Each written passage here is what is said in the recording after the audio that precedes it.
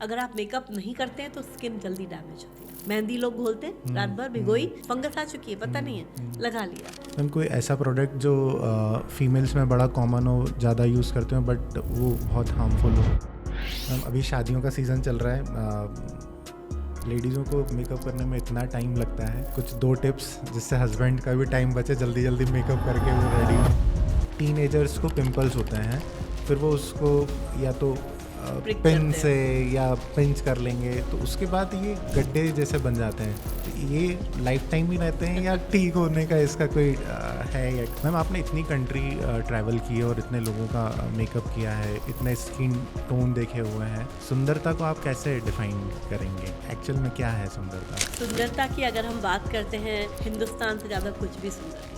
Indian beauty is favourite of everyone. Coconut oil again आपके बालों के लिए कभी अच्छा नहीं। लड़कों के लिए 2 सिंपल टिप्स जिससे हेयर केयर और स्किन केयर उनकी अच्छी रहे। कितनी कंट्रीज ऐसे विजिट कर चुके हैं अपने काम को लेके आप? जी, छोटी बड़ी सारी कंट्रीज मिला के 41 कंट्रीज हैं, मगर उससे भाग नहीं सकते, होगा जरूर। बट अगर फादर के हेयर 30 साल पे हुए, आपके 50 साल पे होंगे, इतना कर किया जा सकता है। 2 प्रोडक्ट उसके लिए, एक बहुत पतला बाल था मेरा, फिर उनको बात कोई बोलता था ऑयलिंग करो, कोई कहता मुंडन करके अंडा लगा दो तो बाल आ जाएगा, ये हो जाएगा। आप सच मानिए ऐसा कुछ नहीं होता जो आप लेके पैदा हुए वही रहेगा, मगर आप थिकनेस बढ़ा सकते हैं। हमारी टीम गई थी यहाँ से, जिसमें कपिल शर्मा थे और प्रियंका चोपड़ा आई थी। उसकी बेला ने तुरंत मुझे सिडनी भेजा, ऑस्ट्रेलिया, टोनियन गाइस ट्रेनिंग के लिए। पूरा पेड ट्रिप था, आना जाना रहना, और 5 दिन की ट्रेनिंग जिसकी कॉस्टिंग 3 लाख रुपीज़ होती है, वो भी वेला ने पे किया। फिर उसके बाद वेला ने मुझे सिंगापुर भेजा, मलेशिया भेजा, लंदन गए, वर्ल्ड की नंबर 1 अकेडमी विडाल ससून, जहाँ से मैंने ट्रेनिंग की। और बहुत अच्छा लगा उस ट्रेनिंग में, क्योंकि मैं अकेली इंडियन थी।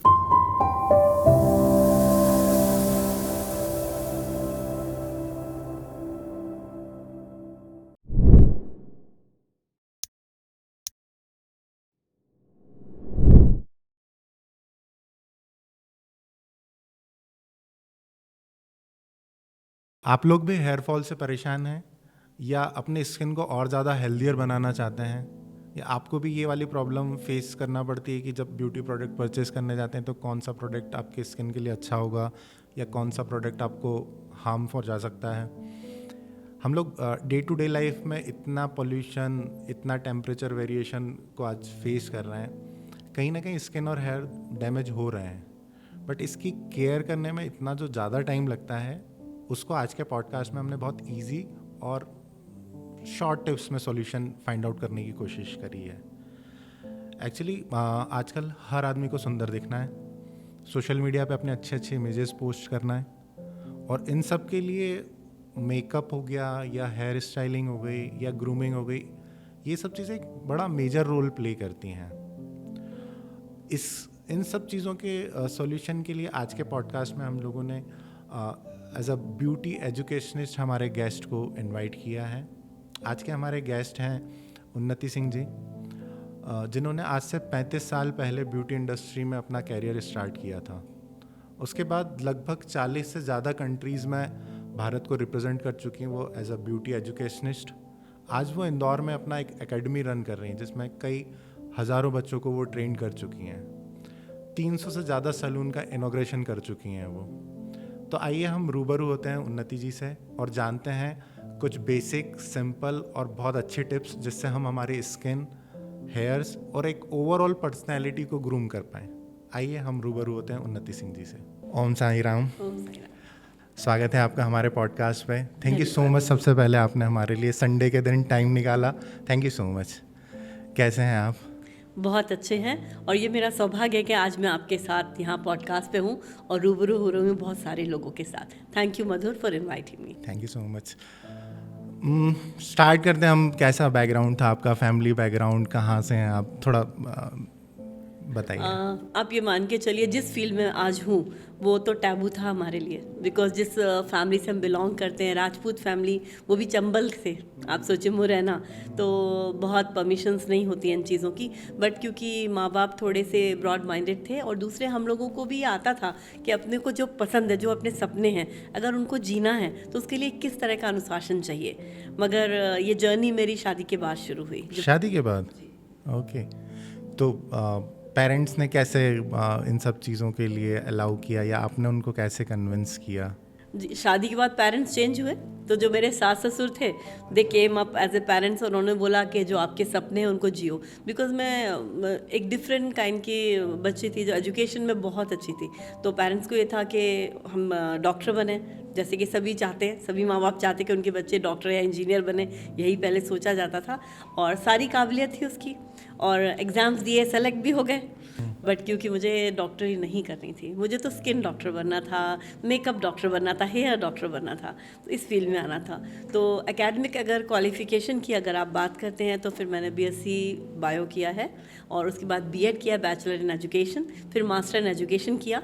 और शादी हुई उसी दौरान, और मदर इन लॉ जो आगे बढ़ के आई, उन्होंने मेरे सपने को जीने के लिए मुझे बहुत हेल्प की, तो ब्यूटी फील्ड में आए। मुझे लगता है कि बहुत कम ऐसे केस होंगे जिसमें सास ने इतना किसी को फेवर किया होगा उनकी बहू को। एनीवे, ये सब करने के बाद फिर आपका इस फील्ड में इंक्लिनेशन आया, तो आपने फिर इसमें क्या कुछ एजुकेशन या एक्सपीरियंस के बेसिस पे धीरे धीरे ये सब चीज़ें बढ़ती गई? जी, शुरुआती तौर पर क्योंकि मेरे husband custom central excise department में थे, उनके ट्रांसफ़र्स होते थे, फिर से नया शहर, फिर नई चीज़ें। तो एजुकेशन जब मैंने स्टार्ट किया ब्यूटी का, तो भोपाल, फिर दिल्ली, जो बेस्ट एजुकेशन इंस्टीट्यूट होते हैं, शहनाज है, हबीब है, ये सारे किए, एमरल किया, मरियम छवेरी, और उसके बाद अपने करियर को शुरू किया। बट मैंने ये चीज़ देखी कि इंडिया में अभी भी इसका एक ही तरह का उन्होंने बना रखा था, जिसमें बहुत ज़्यादा आगे बढ़ने की गुंजाइश नहीं थी। हाँ, आप अपना पैसे कमाने के लिए अपना करियर कर सकते थे, जो शायद मुझे ज़रूरत नहीं थी, कि हस्बैंड अच्छा कमाते थे, तो मनी की वजह से नहीं, बट मैं चाहती थी कि इंडस्ट्री को कुछ नया मिले। शायद मेरे अंदर कुछ ऐसा है जिससे आगे आ सके। अगर आपको एक छोटा सा वाकया बताते हैं जिसने मुझे महसूस कराया कि मैं इस फील्ड में आऊँ। 8th स्टैंडर्ड में थे हम, और हम अपने गाँव गए, मुरैना, वहाँ पर रजौदा करके हमारा गाँव है, तोमरों का। तो वहाँ पर हमारी एक बुआ जी हैं, उनकी शादी थी। उनका मेकअप मैंने वाटर कलर से किया था, ब्राइडल मेकअप। जी, when I was in 8th standard. मुझे पता भी नहीं था कि मैं ब्यूटी फील्ड में आऊँगी, बट बहुत खूबसूरत मेकअप किया था उनका, और बहुत सब लोगों ने पसंद किया। तभी मुझे लगा मुझे मेकअप आर्टिस्ट बनना चाहिए। हेयर बनाए तो लगा मुझे हेयर आर्टिस्ट बनना चाहिए। तो वो एक पल था जिस पल मेरे अंदर से आया कि मुझे इस फील्ड में आना चाहिए। रुझान तो ग्लैमर की तरफ बचपन से था। जब आप देखेंगे, हम कोई मूवी देखने जाते थे, हेमा मालिनी जी मेरी बहुत फेवरेट रही हैं, और वो भी लिबरन है, मैं भी लिबरन हूँ। तो हेमा मालिनी जी मुझे बहुत इंस्पायर करती थी। उनकी चीज़ें देख के मुझे लगता था कि वाओ कितनी खूबसूरत लगती। बट मैं देखती थी खूबसूरती के पीछे कोई ज़रूर है, क्योंकि उनका हर बार लुक अच्छा अलग होता था, उनके बाल अलग होते थे, आई लाइनर्स डिफरेंट होते थे। तो मुझे लगता था कि कोई है इनके पीछे, तो जो इनके पीछे वो कितना अच्छा होगा, उसके गुण कितने ज़बरदस्त होंगे कि वो एक हेमा मालिनी बना के उनको स्क्रीन पर प्रेजेंट कर रहा है। तो वो चीज़ इंस्पायर करती थी मुझे। तो मम्मी से जब भी बोलते तो मम्मी कहती क्या है ये, तुम क्यों करना चाह रही हो, इतनी अच्छी हो तुम स्टडीज़ में, अपनी स्टडीज़ पे ध्यान दो। पापा के संग हम लोग घूमते रहते थे। 10 साल इंडोनेशिया रहे शादी से पहले। फिर बाहर क्योंकि गए तो वहाँ जब पापा के संग जाते थे वो हेयर कट कराने के लिए मम्मी भेजती थी, तो वीक में 2 बार हम लोग जाते थे, पापा हेयर कट कराते थे। वो तो बाद में पता चला क्योंकि लड़कियाँ बाल काटती हैं तो पापा 2 बार हफ्ते, कौन सा लड़का 2 बार बाल कटाएगा, आप बताइए। तो वो जो गर्ल्स जिस तरह से होल्ड करती थी हेयर को, और जिस तरह से वो अपना सीजर चलाती थी, बहुत इंटरेस्टिंग होता था। That was not a regular haircut, वो इस तरह की चीज़ थी, बहुत जो आर्टिस्टिक लगती थी देखने में। तो मुझे वहाँ से मुझे लगा मुझे हेयर कटिंग भी सीखना है, मुझे ये भी करना है। बट शादी से पहले मम्मी बिल्कुल भी तैयार नहीं हुई, बोली नहीं ये फील्ड तुम्हारे लिए नहीं है, तुम बहुत अच्छी हो अपनी पढ़ाई में। मेरे नाना जी कवि रहे हैं ब्रज भाषा के, और साहित्यिक बैकग्राउंड से हम लोग, मम्मी भी कवित्री हैं हमारी, और मैं भी बहुत अच्छा लिखती थी। तो नेचुरली उनको लगता था या तो ये इस फील्ड में जाइए लिटरेचर में, और या फिर ये डॉक्टर बने, ये क्यों करना चाह रही है, ऐसा था उनको।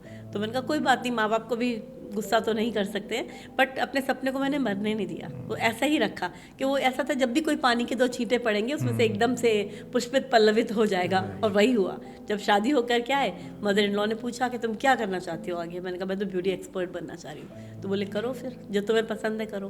हस्बैंड ने भी बहुत साथ दिया, उनको भी ये फील बहुत तो नहीं कह सकते पसंद था, बट क्योंकि मुझे पसंद था तो उन्होंने बोला नहीं, जो तुम्हें पसंद है वो करो, अगर तुम खुश रहोगी पूरा घर खुश रहेगा। तो ये एक फॉर्मूला था घर गृहस्थी को आगे बढ़ा। 34 साल की शादी है मेरी, और 34 ईयर्स में मैंने कभी आज तक अपने हस्बैंड की ऊंची आवाज़ नहीं सुनी। ये सब होने के बाद फिर आपने अब्रॉड या बाहर से कैसे चीज़ों को अप्रोच किया या चीज़ें समझी बाहर से? टर्निंग पॉइंट था मेरी लाइफ का 1996। ओके। और उस समय हम लोग ग्वालियर पोस्टेड थे, सुरेन की पोस्टिंग ग्वालियर में थी। वहाँ पर एक ब्राइडल कॉन्टेस्ट हो रहा था, तो उन्होंने बोला कि आप कॉन्टेस्ट में पार्टिसिपेट कीजिए। मुझे लगा मुझे करना चाहिए पार्टिसिपेट, तो मैंने कहा ठीक है, बट मेरे को शुरू से एक दिमाग में था, क्योंकि मेरे को एक पूरी सारी चीज़ें तैयारी करके करना पसंद है। I love to make mood board and do anything, ऐसे नहीं कि रैंडम कुछ कर लिया। तो उनका एक मॉडल अच्छी सी होनी चाहिए, बट मॉडल ऐसी होनी चाहिए जिसके अंदर एटीट्यूड हो। तो मुझे हमेशा से लगता था कोई आर्मी बैकग्राउंड की लड़की मिल जाए, मुझे एयरफोर्स बैकग्राउंड की मिल जाए। लकीली मुझे मिली। मेरी बहन उस समय मेडिकल की तैयारी कर रही थी, छोटी बहन जो डॉक्टर है लंदन में इस समय। और उसकी बैचमेट थी लड़की, she was Punjabi and she was also doing medical preparation. Father उसके एयरफोर्स से थे। वो बहुत मुझे अच्छी लगी क्योंकि उसकी हाइट बहुत अच्छी थी। क्योंकि जब भी किसी को हम रैंप पे प्रेजेंट करते हैं, उसकी हाइट मॉडल ही तो प्रेजेंट करती है सब कुछ। आपका काम तो देखा जाता है, बट जो उसको पहन के चल रहा है वो बहुत मैटर करता है, क्योंकि जो दिखता है वो बिकता है, सीधी सी बात है। तो मैंने उसको सेलेक्ट किया। अब बात आई कि ड्रेसिंग का, तो लहंगा कहाँ से लाए? तो वहाँ पर ग्वालियर में सबसे अच्छा जो स्टोर था, साड़ी संसार, मुझे नाम याद है आज भी। तो मैंने कहा यहाँ का कुछ अगर मिल जाए, बट कोई भी लहंगा उस जमाने में भी 1 लाख से नीचे नहीं होता, तो खरीदने का तो प्रश्न नहीं उठता था, क्योंकि सेंट्रल गवर्नमेंट एम्प्लॉय की वाइफ थे हम तो फाइनेंशियली। तो जो एक हमारी फ्रेंड थी, उनका नाम है पंकजा अरोरा, तो वो उनकी साड़ी संसार वालों की डॉटर थी। और मेरे हस्बैंड के साथ उनके हस्बैंड जॉब में थे सेंट्रल गवर्नमेंट में ही। तो वो बोली कि आप मेरी शादी का लहंगा ले लीजिए। उनकी वेडिंग का लहंगा था और बहुत खूबसूरत लहंगा था। तो लहंगा अच्छा मिला, मॉडल अच्छी मिली। अब बात आती है मेरा काम दिखाने का। तो नेचुरली वहाँ पर हमको जो ग्रीन रूम दिया गया था, वहाँ एसी वेसी नहीं था, गर्मी बहुत होती है ग्वालियर में। स्टिल मुझे पता था किस तरह से स्किन को वाटर प्रूफिंग करके कैसे मेकअप। बट ये हम जब भी मूवी देखते हैं तो एक चीज़ ने हमेशा इंस्पायर किया कि मूवी में वही एक्ट्रेस हमको पसंद आती है जो नेचुरल दिखती है, जो खूबसूरत दिखे। आप दुल्हन को भी याद देखिए, आज के ज़माने में आलिया भट्ट बिल्कुल मिनिमम मेकअप के साथ आपको पसंद आती है, करीना कपूर क्योंकि कम मेकअप करती हैं, जितने भी हैवी लुक करते हैं वो हमें नहीं पसंद आते। बट ये ट्रेंड हमेशा से रहा है, ऐसा नहीं कि न्यू डेवलप हुआ है। और उसको मैंने समय से पहले, मैं समय से थोड़े आगे रही हूँ हमेशा, तो वो चीज़ मैंने समझी और उसका जो लुक मैंने किया वो बहुत ज़्यादा पसंद किया। I got first prize national that time. Vijayendra Ghatke ji और विजय लक्ष्मी साधो जो हमारी कल्चरल मिनिस्टर थी, उन्होंने मुझे अवार्ड दिया।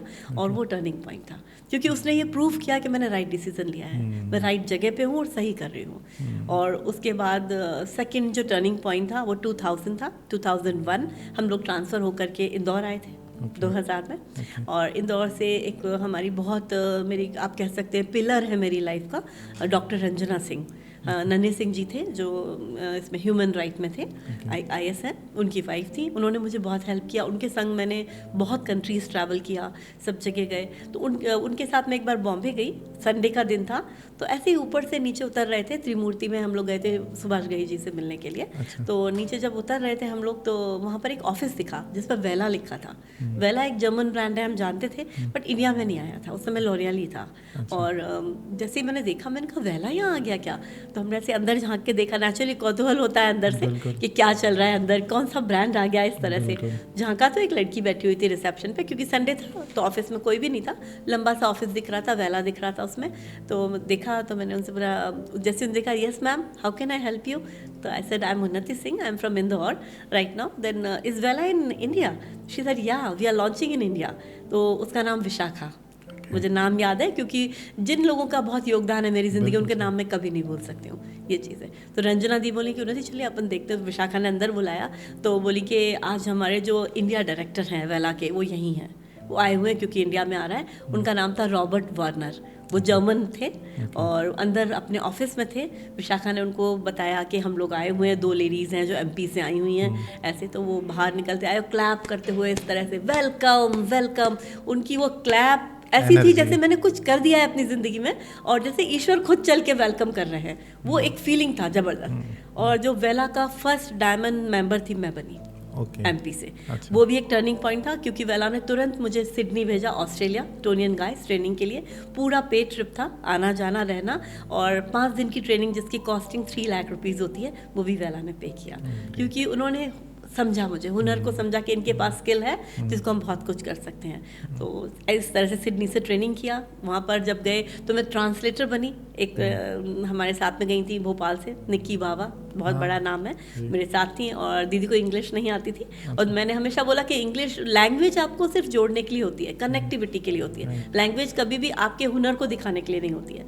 तो मैंने कहा दीदी आप फिक्र मत कीजिए, मैं हूँ साथ में। तो मैं उनकी ट्रांसलेटर भी बन गई साथ में। It was wonderful trip. तो हम लोगों ने जो वहाँ से ट्रेनिंग किया उसको आकर के फिर इंडिया में इंडिया के हिसाब से कस्टमाइज करके और उस चीज़ को प्रेजेंट करना ईजी नहीं होता था क्योंकि हेयर कट का तब भी इंडिया में वही ट्रेंड था, बिना हेड वॉश के एक सिंपल ट्रिमिंग कर दीजिए, या मेरे बाल को छोटा मत कीजिए, या छोटा करना है तो एक बॉय कट बाल कर दिए। एक लड़की का बॉय कट कैसे हो सकता है? मुझे हमेशा एक क्वेश्चन आता था दिमाग में कि बॉय कट बाल कैसे हो सकता है। जैसे किसी भी सैलून में जाओ लिखा होता था boy cut hair, blunt hair, ऐसे लिखा होता था। उनका बॉय कट, ये कुछ तो गड़बड़ है इसमें जिसको मुझे करेक्ट करना पड़ेगा और शायद उसके लिए मुझे बहुत मेहनत लगेगी क्योंकि जो एक रूढ़ी चली आ रही है, जो परंपरा चली आ रही है, और हमारे यहाँ जिस तरह से एक पूरा आप समाज देखेंगे जो है ड्रेसिंग इंडस्ट्री है वो डिफरेंट है पूरी। और आज से आप 25 साल पहले जाते हैं तो बहुत डिफरेंट थी पूरी।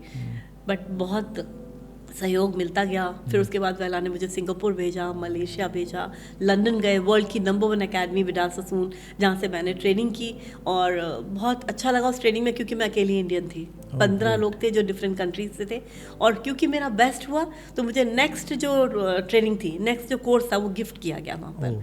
सो I got that course also. इसी तरह से हम लोग एक ट्रेनिंग के लिए हम लोग बाहर गए, वहाँ पर मेरी अटेंडेंस बेस्ट थी because I was the person जो बिल्कुल राइट टाइम, लोग घड़ी मिला लें इस तरह से। क्योंकि मुझे हमेशा मैंने ये सीखा अपनी ज़िंदगी में, अनुशासन बहुत ज़रूरी है। चाहे आप मैरिड हों, अनमैरिड हों, आपके बच्चे हों, कोई भी हों, आपके अनुशासन अगर आपके पास है तो आप किसी भी फील्ड में एक्सेल कर सकते हो।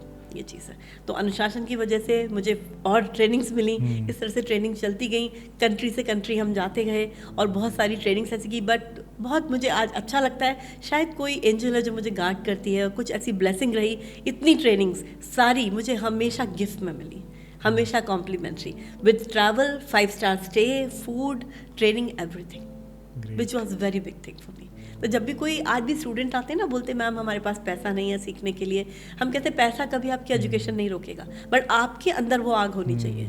अगर आप में है तो आप खींच ही लाओगे उस चीज़ को, आई जाएगी आप तक। ये चीज़ है। फिर 2008 हुआ, L'Oréal colour trophy. L'Oreal Paris से एक ब्रांड है लॉरियल हेयर का, बहुत बड़ा ब्रांड जिसने इंडिया में बहुत सारी पॉसिबिलिटीज़ दिखी। उसको लगा बड़ा मार्केट है इंडिया, जनसंख्या ज़्यादा है, उतने ही बाल हैं यहाँ पर, और जितने बाल हैं उतने क्लाइंट्स हैं, जितने क्लाइंट्स हैं उतना बिजनेस है। तो इतना पूरा स्टडी करके वो लोग इंडिया में उन्होंने लॉन्च किया था।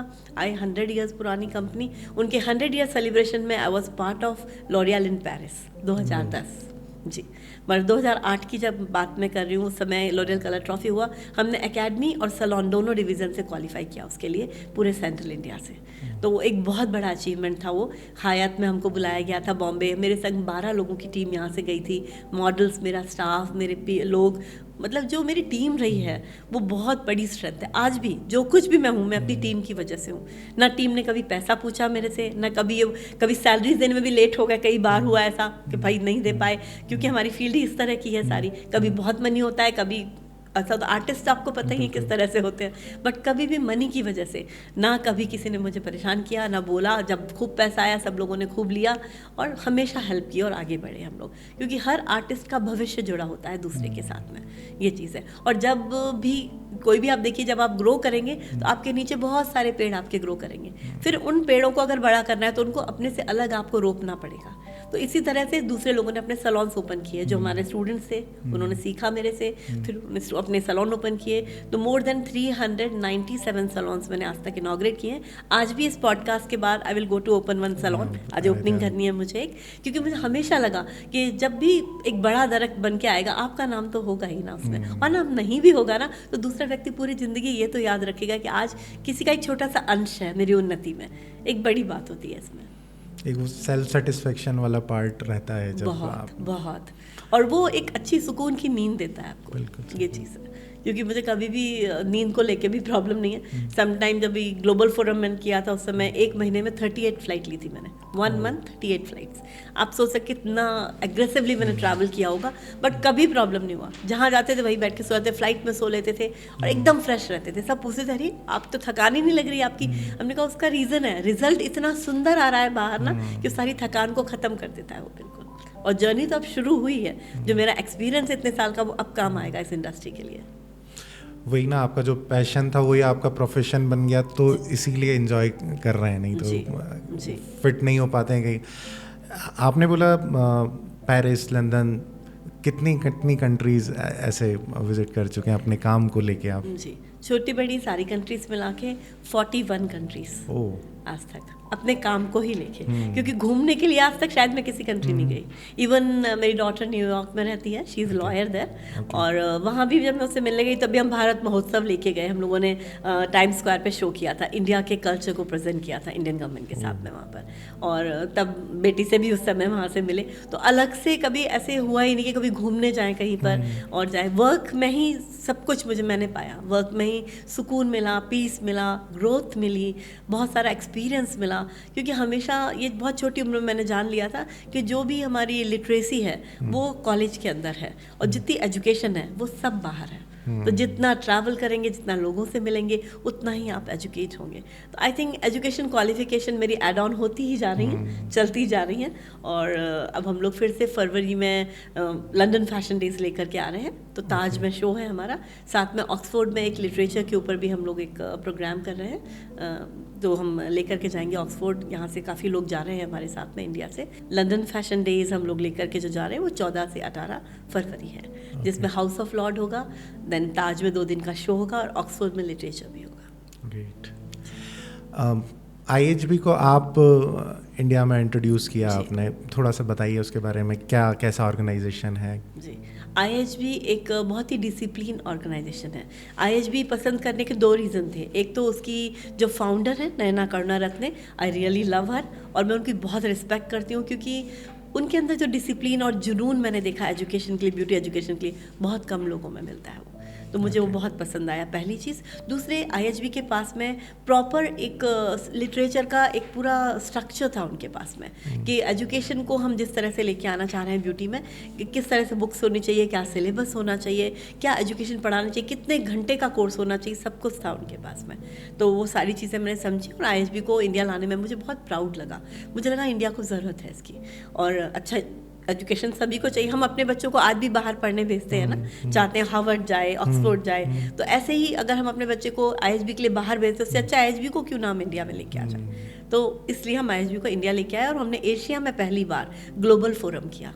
IHB के लिए नहीं, हमारी इंडस्ट्री के लिए एशिया में फर्स्ट टाइम हुआ, और बहुत प्राउड के संग में बोलूँगी उसको हम इंदौर लेकर के आए। हमने इंदौर मैरियट में इसी साल 2024 में 7 से 9 जनवरी ग्लोबल फोरम किया, जिसमें 10 कंट्रीज़ के वर्ल्ड चैंपियन आए, जो अपनी अपनी फील्ड के महारथी हैं। जो हमारा वर्ल्ड कप होता है उसके जूरीज थे वो सभी जी, और बहुत सुंदर शो यहाँ पर हुआ 2 दिन के एजुकेशन वर्कशॉप्स के साथ में। आप अपना एकेडमी भी रन करते हैं यहाँ पे, उसके बारे में बताइए। जी, एकेडमी मेरे को शुरू से लगता था कि अगर हमें कोई भी प्रोफेशन में जाना है तो एजुकेशन ज़रूरी है, और इतनी अच्छी ट्रेनिंग्स हम बाहर से लेके आते हैं, लंदन से, सिंगापुर से, ऑस्ट्रेलिया से। अगर उस एजुकेशन सिस्टम को हम इंडियन कल्चर के हिसाब से ढाल के बताएं, जिसको हम लेसन प्लान्स बोलते हैं, लेसन प्लान्स अगर डिज़ाइन हो जाएं इंडिया के हिसाब से, तो उनका हम प्रॉपर यूज़ कर सकते हैं। तो 30 ईयर्स से मेरा एकेडमी है, Mansi beauty academy and salon के नाम से, और उसको मैंने स्टार्ट किया था, जो उसको हम हर शहर में लेकर के गए, क्योंकि सुरेंद्र का ट्रांसफ़र होता था, तो उनके ट्रांसफर बच्चों को फिर से समेटना, फिर नई जगह जाना, फिर सेटअप करना, बट कभी प्रॉब्लम नहीं हुआ। लोग आगे बढ़ के आए, बहुत बहुत मदद की। मतलब ईश्वर मुकुट पहन के नहीं आया, बट बहुत रूपों में मेरे पास आया और बहुत हेल्प मिली। तो एकेडमी के थ्रू फ्रेंचाइज मॉडल लेकर के आए हम लोग, काफ़ी जगह सैलून्स किए और एकेडमी को लेकर के गए, और बहुत अच्छा रिस्पांस मिला। जो कुछ भी आज है उसी की वजह से है। Mansi beauty academy and salon मेरा अपना रहा, प्रॉपर राइटर रही मैं उसकी, कोई भी पार्टनर कभी नहीं रहा उसके लिए। और उसमें हम लोगों ने एजुकेशन सिस्टम सिस्टम को जो भी है, जो बेस्ट सिलेबस बना करके किया। बट हमेशा मुझे लगता था कि हमारे इंडिया के लिए एक अलग से बुक्स होनी चाहिए, अलग से सिलेबस। जैसे हम ग्रेजुएशन करते हैं तो हमारे पास ऑथर्स की बुक होती है सारी, उस तरह से हमारे पास बुक्स होनी चाहिए इसकी, जो IHB ने मुझे एकदम से अट्रैक्ट किया ये चीज़ें।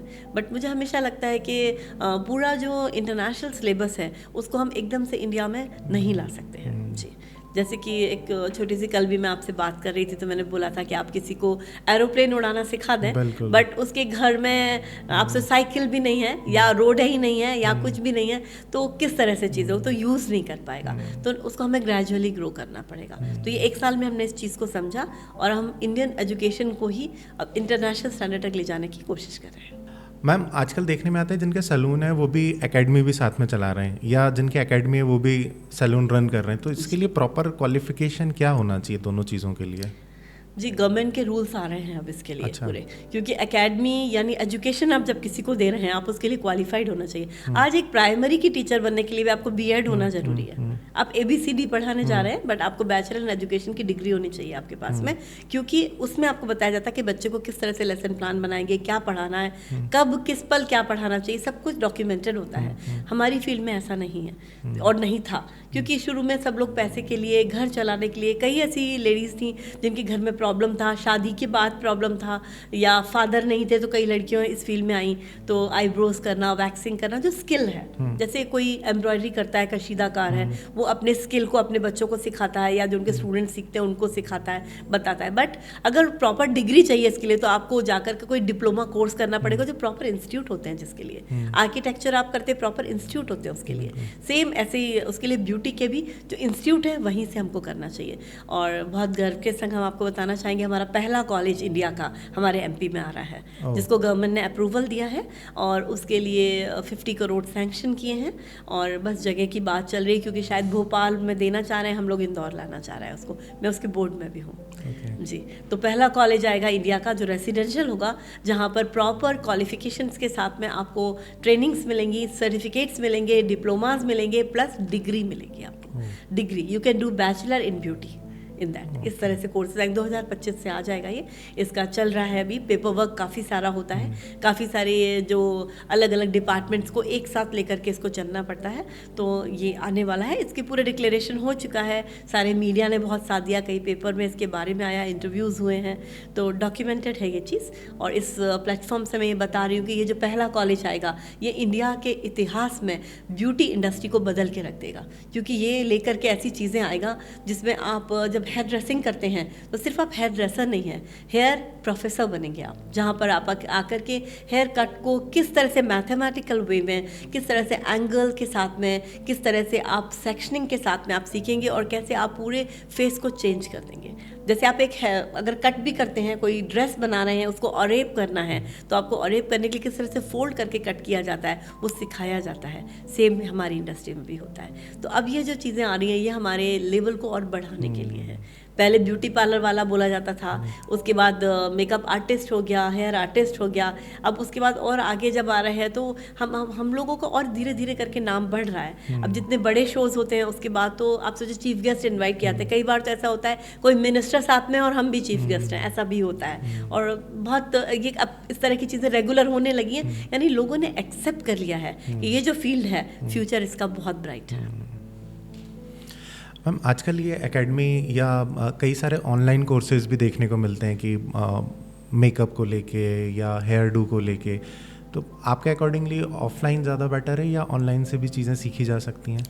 देखिए, अगर ऑनलाइन से ही सब कुछ सीख लिए होते तो फिर ज़रूरत ही नहीं होती किसी की भी, फिर तो गुरु चाहिए ही नहीं। हर कोई जो है आपका द्रोणाचार्य से सीख करके एकलव्य हो जाता।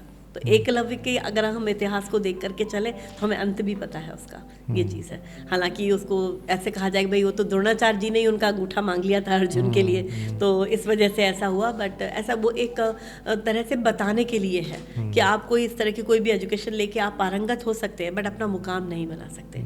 तो आपको अगर अपनी एक मुकाम बनाना है, आप चाहते हैं कि आप ब्यूटी इंडस्ट्री के इतिहास में डॉक्यूमेंटेड हो, आपका नाम लिखा जाए, तो नेचुरली आपको बेस्ट एजुकेशन लेके आना जाएगा। एक छोटा सा उदाहरण देना चाहेंगे। एक प्लेटफॉर्म है जिसको हम लोग बोलते हैं ब्यूटी प्रोफेशनल है ना, प्रोफेशनल ब्यूटी का, प्रो ब्यूटी करके उनका पेज है इंस्टाग्राम पे, और सबसे बड़ा एक्सपो इंडिया का वही करते हैं। उस एक्सपो में आपको एंटर होने के लिए भी मुझे लगता है 2 बॉडीगार्ड लेके चलना पड़ेगा, आप एंटर ही नहीं हो सकती, इतनी भीड़ होती है पूरी। और मैं हमेशा स्पीकर होती हूँ उसमें, they always invite me as a speaker एक पर्टिकुलर सब्जेक्ट के ऊपर, I am jury for them. और अभी हमने जो मॉडर्न बाबर करके उन्होंने एक नया शुरू किया है, जिसमें जो बाबर्स हैं उनके लिए कॉम्पिटिशन लेकर के आए, यूके बेस्ड है ये, और जो रन करते हैं वो इंडियन ही है, बट यूके बेस्ड है ये सारा। क्यों यूके बेस्ड है? क्योंकि यूके में लोग आर्टिस्ट को समझते हैं, वहाँ पे जो इंडस्ट्री है बहुत बड़ी है ये, और बहुत मनी है, तो वो उस चीज़ को यहाँ लाना चाहते हैं। तो मॉडर्न बाबर का जो फर्स्ट सीज़न इंडिया में हुआ, मैं उसकी जूरी थी, तो मुझे बहुत प्राउड है यहाँ से ये बताने के लिए कि हमारी इंडस्ट्री में भी इस तरह की चीज़ें आ रही हैं। तो मॉडर्न बाबर आया, ब्राइडल कॉम्पिटिशन स्टार्ट हुए, बट अब लोगों ने उसका मजाक बना लिया है, कोई भी उसका कंपटीशन करने लगा है मनी बनाने के लिए। आपसे 20,000 रुपये लेंगे कि हम सेलिब्रिटी से आपको अवार्ड दिलाएंगे, आपको अवार्ड मिल गया best makeup artist of the year. आपने क्या किया उस साल? ऐसा आपने कौन सा बेस्ट मेकअप कर लिया जो आपने किया है सारा? तो वो अवार्ड फेक है, वो कोई मायने नहीं रखते। और आर्टिस्ट भी इस बात को जानता है, जिसको मिला है उसको पता है कि कुछ नहीं होता इससे। मगर सोशल मीडिया पर जैसे उसने डाला कि हमको बड़ी आर्टिस्ट रवीना टंडन जी दे रही हैं, भाग्यश्री जी दे रही हैं, या कोई भी आर्टिस्ट हमें दे रहे हैं, तो नेचुरली बॉलीवुड बड़ा है, तो बॉलीवुड का कोई आर्टिस्ट आके खड़ा होता है तो लोग एकदम देखना उसको पसंद करते हैं, तो उनको उसमें प्रोफाइल मिलता है, बढ़ता है उनका, ज़्यादा लाइक्स मिलेंगे, बट उससे बिजनेस कितना आया उनको? जैसे ही हमने बुक किया उसको देख के, अरे वाह आपने भाग्यश्री का किया है, भाग्यश्री जी ने आपको दिया है अवार्ड, आपको बुलाया, बट जब आपने मेकअप किया आपका काम तुरंत दिखा, अब वहीं खत्म है। आपके 25,000 20,000 जो भी आपने दिए सब वेस्ट हो गए आपके। अवार्ड कभी भी खरीद नहीं सकते। मुझे अब तक 253 अवार्ड्स मिले हैं, कोई भी खरीदा नहीं आज तक। जब भी किसी भी न्यूज़पेपर वालों ने भी, कई मीडिया कंपनी है जो अवार्ड बेचते हैं और वो आते हैं हमारे पास कि हम आपको कवर पेज पे देंगे, बड़ी मीडिया कंपनीज के कवर पेज पे आपको देंगे, आपके बारे में लिखना चाह रहे हैं, बस 3 लाख रुपए चाहिए इसके लिए, हम आपको बेस्ट डॉक्यूमेंट करेंगे, आप पूरे वर्ल्ड में चले जाएंगे। होता है एक्चुअल में ऐसा? एक्चुअल में मेरे पास तो प्रूफ है सब चीज़ों के सारे, बहुत लोगों ने अप्रोच किया है मुझे जी। और वो फ्रंट पेज पे लाने के लिए आपको उसके साथ 3.5 लाख रुपए आपके लगेंगे, और लोग देते हैं पैसे, करते हैं उसमें, पर उससे क्या होगा? वो उस झूठ को देख के पूरी ज़िंदगी मुझे नींद नहीं आएगी कि ये झूठा है, ये मैंने अचीव नहीं किया है, ये मैंने ख़रीदा है। तो खरीद, और जो ये हमारी इंडस्ट्री है, इसके जो अवार्ड्स हैं, जो भी चीज़ है, वो सब कुछ आपके ऐसे जिनको आप खरीद नहीं सकते। वो प्रेम की तरह है बिल्कुल, जैसे प्रेम आप खरीद नहीं सकते कभी, वो आप अर्न करते हो, हासिल होता है आपको वो। तो ऐसे इस इंडस्ट्री में जो भी अचीवमेंट है वो आपको हासिल होते हैं, वो आपका हक है, डिजर्विंग हो आप उसके लिए, आपको बाय नहीं करना चाहिए। और इस प्लेटफॉर्म से मैं सबको ये बात बोलना चाहूँगी कि जहाँ भी अवार्ड बेचे जाते हों या ख़रीदे जाते हों, प्लीज़ वहाँ से थोड़ा दूर रहिए। आप आर्टिस्ट हैं, आप सब्जी नहीं हैं दुकान पे बैठ के कोई भी उसको जाके ख़रीद ले पैसे दे करके, तो ये नहीं करना है। इंटरनेशनली आपने इतना ट्रैवल किया, तो सेलिब्रिटीज़ या इंटरनेशनल क्लाइंट्स के साथ डील करने में क्या चैलेंजेस आते हैं? चैलेंजेस सबसे पहले यही है कि हमको पूरी उसकी जो वर्किंग लाइन है वो पता होना चाहिए। छोटा सा वाकया है, जितने भी IPLs होते थे उनके शोज हम लोग करते थे, और एक सबसे बड़ी फैट वेडिंग हुई है एक जोधपुर में जो हम लोगों ने की थी, हमारी टीम गई थी यहाँ से, जिसमें कपिल शर्मा थे और प्रियंका चोपड़ा आई थी, सभी हम ही लोगों ने किया था उसको यहाँ से। हम लोग टीम पार्ट थे, भरत एंड डोरिस जी का जो BND, उनको वो मिला था, उन्होंने हमारे साथ उसको शेयर किया था कि ये इवेंट हम लोग साथ में करते हैं। तो हमारी टीम यहाँ से गई थी। तो एक छोटी सी चीज़ है कि उनको प्रियंका जी को वो देना था टिश्यू पेपर, तो मेरी जो टीम गई थी उनके एक ने ऐसे टिश्यू निकाल के दिया तो उन्होंने लेके फेंक दिया। तो फिर हाथ आगे किया इन्होंने, एक और निकाल के उन्होंने फिर से फेंक दिया, कुछ नहीं बोला, कोई डांटा नहीं, कुछ नहीं, फिर फेंक दिया। तो इनको समझ में नहीं आया कि क्यों ऐसा कर रहे हैं, इन्होंने ऐसे ही बढ़ा दिया उसको, जैसे ही उसको बढ़ाया उन्होंने अपने हाथ से लिया। इट वॉज हाइजीन, सिंपल, कि टिश्यू को आपने टच किया, किसी को आगे दिया, तो उसकी हाइजीन फिनिश हो गई उसकी, ये चीज़ है। तो एक सीखने की, उन्होंने बच्चों ने जब लौट के आए मुझे बताया, मैम आपको पता ऐसे हुआ, बट मैम ने डांटा नहीं हमको, मैम ने कुछ बोला नहीं हमसे। I felt very happy. और उसमें जो यहाँ से आर्टिस्ट गए थे, कुणाल वर्मा, दीपक रायकवार, जिनको मैंने भेजा था, मेरे संग काम करते हैं ये लोग, जब यहाँ से गए पहली बार इन लोगों ने फ़्लाइट ली थी, फ़्लाइट ही फर्स्ट टाइम ली थी, तो उनके लिए बहुत बड़ी चीज़ थी। ऐसे IPL किया, मोहाली गए थे, पूरी टीम गई थी, जावरा जैसी छोटी जगह से अजय हैं, वहाँ से अजय भाटी, वो उनको भेजा था मैंने। यहाँ से राजा राम जी गए थे, जो मेरी पार्ट था, टीम थी हमारी उन्नति सिंह की, इन सब लोगों को हमने भेजा था वहाँ पर। तो उनको हम लोग सिखाते हैं कि अपना वर्क करिए और सोइए टाइम पे, जिससे आप टाइम पे अपना काम कर पाएँ। बट कहीं ना कहीं थोड़ा सा लाइन भूल जाते हैं, तो काम किया, उसके बाद पार्टी करी साथ में, पूरे क्रिकेट स्टारों के साथ में, सुबह फ्लाइटें छोड़ दी सबने। फिर बोले फ़्लाइट छूट गई है, कैसे आना। तो अब नेचुरली ईजी नहीं होता है वापस से आप फ़्लाइट्स करना किसी को। मैंने कहा वेट कीजिए, आपको फिर बुलवाते हैं। फिर उनको दिल्ली बुलवाया, वहाँ से यहाँ लेके आए। ऐसे वाक़ये कई बार हुए हैं। ये चीज़ है कि जब सभी में होता है, बट मुझे लगा कि उनकी गलती नहीं है, ग्लैमर अट्रैक्ट करता है, सबको लगता है कि हम ये चीज़ एंजॉय करें। तो अगर हम ये चीज़ अपने कल्चर में लेकर के आएँ कि after work do party, not before that, अगर हम उसको अपने डिसिप्लिन में ले आएँ तो बहुत फ़र्क पड़ेगा। और पार्टी कभी भी दूसरों के पैसों से नहीं करनी है, दूसरों की पार्टी में नहीं जाना है, अपनी पार्टी हम लोग करें, इस लायक बने। हम लोगों ने बहुत पार्टीज़ की, पर अपनी की, इकट्ठा करके किया और उनको वो सारी दुनिया दिखाई जो जाने। अभी जैसे टाइम्स फैशन वीक किया, अब 38 बॉलीवुड स्टार से आप नाम कीजिए, दिया मिर्ज़ा जी ले लीजिए, मृणाल ठाकुर, रोनित रॉय जी, अब बहुत सारे जिनके से सभी लोग थे वहाँ पर। इनके लुक्स होते हैं, सारे मॉडल्स थी। एक बार में एक स्टेज पर जब आते, एक दिन में 160 लुक्स हम लोग करते हैं, 160 लुक्स, सारी सुपर मॉडल्स होती हैं, मिस इंडियाज़ होती हैं। तो उसके लिए टीम आप समझ सकते हैं किस लेवल पे होनी चाहिए, नहीं तो नहीं। But I am very proud और मुझे बहुत फ़ख्र है कि जो भी बच्चे मेरे साथ हैं, जो टीम में हमारे संग काम करते हैं, वो बहुत बहुत अच्छे हैं और उनकी एजुकेशन सिस्टम बहुत अच्छा है। उनको पता है किस तरह से काम करना है। हमें बालों को यूज़ करना है, अब्यूज़ नहीं करना है, ये सिखाते हैं हम लोग उनको। जब आप हेयर स्टाइल कर रहे हैं तो बालों को अब्यूज़ मत करिए, आप पुल कर रहे हैं, स्पेशली बॉयज़ के बाल छोटे होते हैं तो उनको पता ही नहीं होता लंबे बाल को हैंडल कैसे करना है। तो हमेशा कहती हूँ घर जाओ अपनी मम्मी के बाल बनाया करो, थोड़ा कंघी करो, रात में थोड़ा ऑयलिंग करो, उनको भी पैम्परिंग लगेगा, अच्छा लगेगा और उससे आप फीमेल हेयर को हैंडल करना सीखोगे। वो ज़रूरी है आपके लिए। फीमेल तो अपना कर लेती है, बट मेल जब भी हेयर करते हैं ना, हेयर स्टाइलिंग, कटिंग की बात नहीं कर रहे हैं यहाँ पर, तो थोड़ा सा उनके हार्श होते हैं हैंड्स और वो उस हाथ में जो प्रेशर होता है उसकी वजह से कहीं ना कहीं डिस्कम्फर्ट होता है किसी को। और डिस्कम्फर्ट जब भी होगा तो व्यक्ति आपको 100% नहीं देगा, वो ढंग से नहीं बैठेगा, अलग ऐसे से करेगा, रहने दो मैं कोम कर लेती हूँ, मैं अपना खुद बना लेती हूँ, इस तरह की चीज़ें होती हैं, बनती हैं। तो उनको ये चीज़ सिखाया। तो बहुत छोटी सी चीज़ है, घर में जो भी फीमेल है उनके बाल बनाइए जा करके आपको अच्छा लगेगा। जब भी देखिए, अभी मेरे पापा ने मेरे बाल किए होंगे, मैं ज़िंदगी भर याद रखी उस चीज़ को। मम्मी ने 100 में 100 बार किया, पापा ने 100 में कभी आधा बार भी कर दिया, तो मुझे याद है पापा ने मेरे बाल बनाए थे। तो एक अच्छी खुशी होती है अंदर से। मैम, आजकल जो मेकअप आर्टिस्ट हैं, लोग इस फील्ड में आ रहे हैं या जो फ्रीलांसर्स हैं, उनको आप क्या एडवाइस देंगे कि वो ग्लोबली इस चीज़ को आगे ले जा पाएँ? जितने भी मेकअप आर्टिस्ट हैं, मैं उन सब लोगों को ये बात कहना चाहूँगी कि आपके पास बहुत अच्छा स्किल है, आपके पास बेस्ट ब्रशेस हैं, बेस्ट प्रोडक्ट्स हैं और आपके पास आर्ट है। बट सारी चीज़ों को एक संग कैसे डालना है ये आपको आना चाहिए। वो आपको एजुकेशन सिखाता है, किस तरह से स्किन को प्रिपेयर करना है, स्किन को हाइड्रेट करके मेकअप के लिए रेडी करना भी अपने आप में एक आर्ट है जो हम नहीं जानते। हम फेस को क्लीन करते हैं और उसके बाद मेकअप स्टार्ट कर देते हैं, फाउंडेशन सेलेक्ट करते हैं, हमारे पास जितना प्रोडक्ट है हम सब कुछ लगाना चाहते हैं उसको, कि हम उसको कंसीलर भी कर दें, हम उसकी कॉन्टूरिंग भी कर दें, हाईलाइटिंग भी कर दें, उसके बाद हम उसके जो आई मेकअप हम कर रहे हैं उसमें सब कुछ हम आई मेकअप में डाल दें। सपोज़ आप एक को कुछ भी घर में कुकिंग भी कर रहे हैं, अगर आप बहुत सारे स्पाइसेस यूज़ करेंगे, एक स्पाइस दूसरे स्पाइस के एंटी होता है, उसके फ्लेवर को ख़त्म करता है। सेम मेकअप में होता है, जितना मिनिमम चीज़ों को करें, अपने मेकअप को पहले आप रेडी करके ट्रे में पूरा डेकोरेट करके और ऐसा वाइट पेपर बिछा के कीजिए जैसे वाइट पेपर में प्रोडक्ट दिखता है, हमें ढूंढना नहीं पड़ता है। डायरेक्ट किट के साथ मेकअप मत कीजिए। ये सारी चीज़ें आपको एजुकेशन में ही सिखाई जाती हैं। अगर आपने राइट एजुकेशन ली होगी आपको ये प्रॉब्लम नहीं आएगी। कभी भी कोई भी आर्टिस्ट किसी प्रोडक्ट के ऊपर बेस्ड नहीं होता है।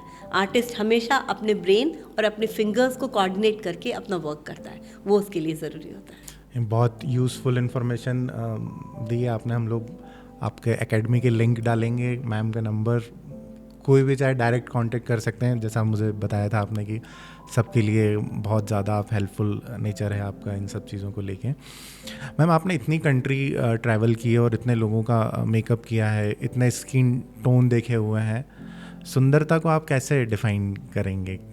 एक्चुअल में क्या है सुंदरता? सुंदरता की अगर हम बात करते हैं, हिंदुस्तान से ज़्यादा कुछ भी सुंदर नहीं है। Indian beauty is favourite of everyone. आप वर्ल्ड में कहीं भी जाइए, मुझे कभी नहीं हुआ ऐसा कि यूरोप में गए हों, बहुत गोरे लोग आसपास घूम रहे हों, लोगों ने नोटिस ना किया हो। वो हमेशा पूछते हैं कि आप स्किन पे क्या लगाती हैं। मैं अपनी बात कर रही हूँ, बात यहाँ मेरी सुंदरता की नहीं हो रही है, बात इंडियन ब्यूटी की हो रही है कि इंडियन ब्यूटी को किस तरह से आइडेंटिफाई किया जाता है और किस तरह से अप्रिशिएट किया जाता है। तो बहुत सराहना मिलती है, क्योंकि इंडियन स्किन की खासियत होती है, हमारे यूमेलेनिन और फ्यूमेलेनिन दोनों हमारे स्किन में होते हैं जो हमारे स्किन के कलर को डिसाइड करते हैं। इसीलिए हमारे स्किन में टैनिंग नहीं होती जल्दी। जितने भी यूरोपियन स्किन है वो बहुत जल्दी टैंड हो जाते हैं। आप ऑस्ट्रेलिया तरफ जाएंगे अगर तो फ्रैकल्स होते हैं स्किन पे, छोटे छोटे तिल पूरे फेस पे होते हैं। 7-8 साल के बच्चे के चेहरे पे भी आपको दिखेंगे। हम लोग की स्किन एकदम क्लीन होती है, आप देखिए बहुत अच्छी होती है, और बहुत एजिंग प्रोसेस भी हमारी डिले होती है, लेट होती है, और अच्छे दिखते हैं। साथ में हमारा जो खान पान है, हमारे इंडियन जो फूड का जो कल्चर है वो बहुत रिच है हमारा, बहुत अच्छा है। मैं हमेशा उसी को फॉलो करती हूँ। मैंने कभी कोई अमेरिकन डाइट प्लान ऐसी चीज़ें कभी फॉलो नहीं की। मुझे हमेशा लगा जिस चीज़ में हम बड़े हैं, जिसमें हम बड़े हुए हैं, जो हमने बचपन से लिए, उसके लिए हमारी बॉडी यूज्ड टू है। और मतलब इस प्लेटफॉर्म से मैं एक बात बहुत अच्छी आपको बताना चाहूँगी, और जितने लोग मुझे जानते हैं वो इसको अप्रूव भी करेंगे कि आज तक मुझे इंडाइजेशन वर्ड मैं नहीं जानती हूँ क्या होता है। मुझे कभी नहीं हुआ, कभी भी नहीं हुआ। किसी भी कंट्री में गई हूँ, कुछ भी खाया पिया हो, जब भी वहाँ जाते हैं तो मैंने, क्योंकि मैं वेजिटेरियन हूँ तो नेचुरली मुझे वेजिटेरियन फूड चाहिए होता है, बट जो उस कंट्री का कुजीन है मैं वही खाना पसंद करती हूँ, क्योंकि जिस क्लाइमेट में जो चीज़ ग्रो करती है वो उस क्लाइमेट के हिसाब से आपकी बॉडी के लिए बेस्ट होती है, ये आप मान के चलिए। जब जैसे कि अगर हम सर्दियों में गर्मियों के कपड़े पहनेंगे तो हमें ठंड लग जाएगी, या हम गर्मियों में अगर सर्दियों के कपड़े पहनेंगे तो हम सर्वाइव नहीं करेंगे। तो क्लाइमेट के हिसाब से, एटमॉस्फेयर के हिसाब से, कंट्री के हिसाब से खुद को अडॉप्ट अगर आप करते हैं तो बेस्ट होता है। और ब्यूटी की जब बात आती है, बाल भी आप देखिए, इंडियन लोगों के बाल कितने खूबसूरत होते हैं, बहुत ही सुंदर। जितने विक्स बनते हैं पूरे वर्ल्ड में, मोस्टली इंडिया से बन करके जाते हैं। इंडियन हेयर डोनेट हमारे यहाँ थोड़े कम करते हैं, अभी भी हेयर डोनेशन इतना ज़्यादा चलन में नहीं है लोगों के, क्योंकि हेयर डोनेट करते हैं अगर तो हम लोग ये सोचते हैं वो कैंसर पेशेंट को लगेगा, ऐसा ही सोचते हैं, जबकि ऐसा नहीं है। कई लोग ऐसे से, मैं ही हूँ, मेरे बहुत स्कैंटी बाल हैं, मैं प्री मैच्योर बेबी थी, 8 महीने में पैदा हुई थी, तो मुझे बाल नहीं थे बिल्कुल भी। और 7th-8th स्टैंडर्ड तक भी आप अगर मेरे कोई फोटोग्राफ्स देखेंगे पुराने मम्मी के एल्बम में, सब में स्कार्फ बांध के हूँ मैं, मुझे बाल नहीं थे, हेयर नहीं थे। और प्रोग्राम्स हम जब करते थे तो विग पहनाए जाते थे, बहुत पतला बाल था मेरा। फिर उनको बात, कोई बोलता था ऑयलिंग करो, कोई कहता मुंडन करके अंडा लगा दो तो बाल आ जाएगा, ये हो जाएगा। आप सच मानिए ऐसा कुछ नहीं होता जो आप लेके हेयर पैदा हुए वही रहेगा, मगर आप थिकनेस बढ़ा सकते हैं हेयर की। हेयर अगर पतला है उसको अगर मोटा कर दिया जाए तो घना दिखेगा, वही मेरे साथ हुआ। इस इंडस्ट्री में आने के बाद मैंने समझा किस प्रोडक्ट से बाल को हम थोड़ा हेल्दी कर, जैसे हेयर कलर मेरे लिए वरदान है।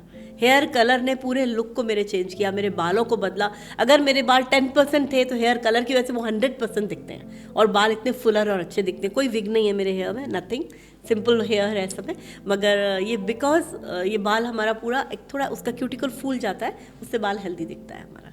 तो ये एक टेक्निक होती है जो हमने सीखी, और information is power but only when you share it, ये मैंने बहुत समझ लिया था। तो मैं कोशिश करती हूँ अपनी तरफ से लोगों को बताऊँ इस बात को कि आप कीजिए, कलर आपके हेयर को कभी ख़राब नहीं करता।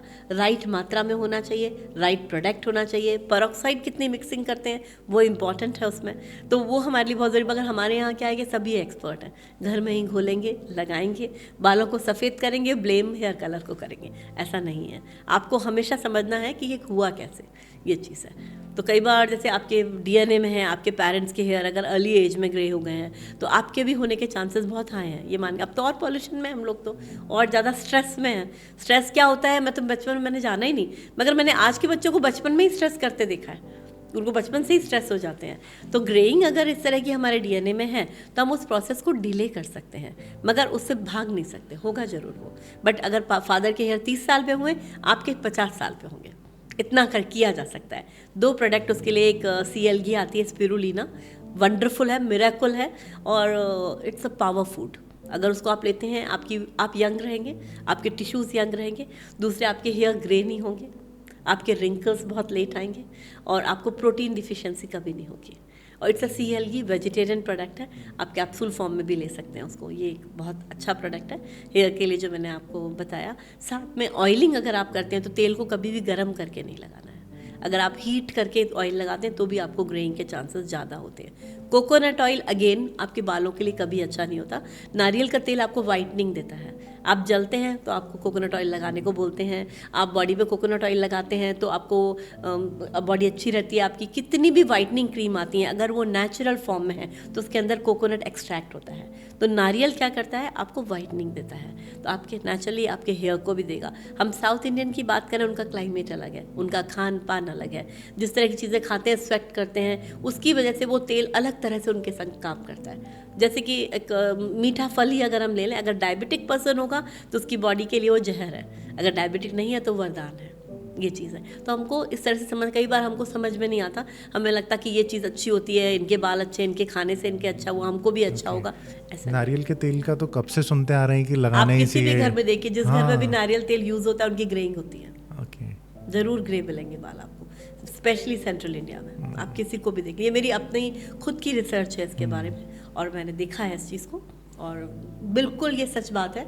और आप तेल अगर कोई भी लगाते हैं, जैसे अच्छे तेलों में अगर हम बात करें, कोई भी सरसों का तेल भी लगाइए आप, बहुत अच्छा है, कोई नहीं, तिल का तेल लगा सकते हैं, कैस्टर ऑयल है, अरंडी का तेल आप लगा सकते हैं। बट मैं हमेशा बोलती हूँ तेल वही लगाइए जो TDP इन नेचर हो, transdermal penetration. Water based oil आते हैं जो आप ऐसे हिलाएंगे और सर्दियों में जमते नहीं हैं, उनको यूज़ कीजिए, क्योंकि वही एक ऐसी चीज़ है जो आपके स्कैल्प से जाते हैं अंदर। भगवान ने हमारे बॉडी को ऐसा बनाया, हम कुछ भी डाल दें अंदर नहीं जाएगा। अगर ऐसा होता तो हम तो पानी में जैसे ही गिरते हम 50 किलो के हो जाते, हमारा वेट बढ़ जाता, कुछ ऐसा होता नहीं। वेट हमारा कब बढ़ता है? जब हम मर जाते हैं, जब हम डेड बॉडी हो जाती है तब हमारी बॉडी स्वेल करती है, तब तक नहीं करती जब तक हम लाइव होते हैं। जब तक हम जिंदा, हमारी कॉन्शियस लाइव है, हम कोई भी चीज़ को अंदर पेनिट्रेट नहीं कर सकते।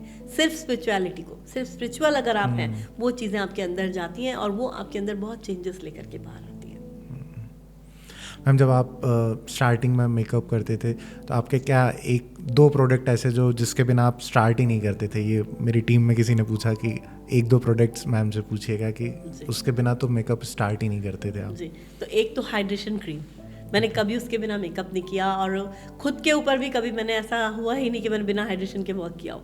हाइड्रेशन, उसके नाम से पता चलता है हाइड्रेट कर रहा है वो, कहीं पर उसके अंदर वाटर मॉलिक्यूल्स है, और पानी ही जीवन है। कभी भी देखिए आप, अगर पानी आपको मिल जाए, कोई भी व्यक्ति है कितना भी भूखा रह लेगा, बट बिना पानी के नहीं रह सकता है। तो ऐसी ही हमारी स्किन है, स्किन फूड मत दीजिए, बट स्किन को वाटर चाहिए, हाइड्रेशन चाहिए।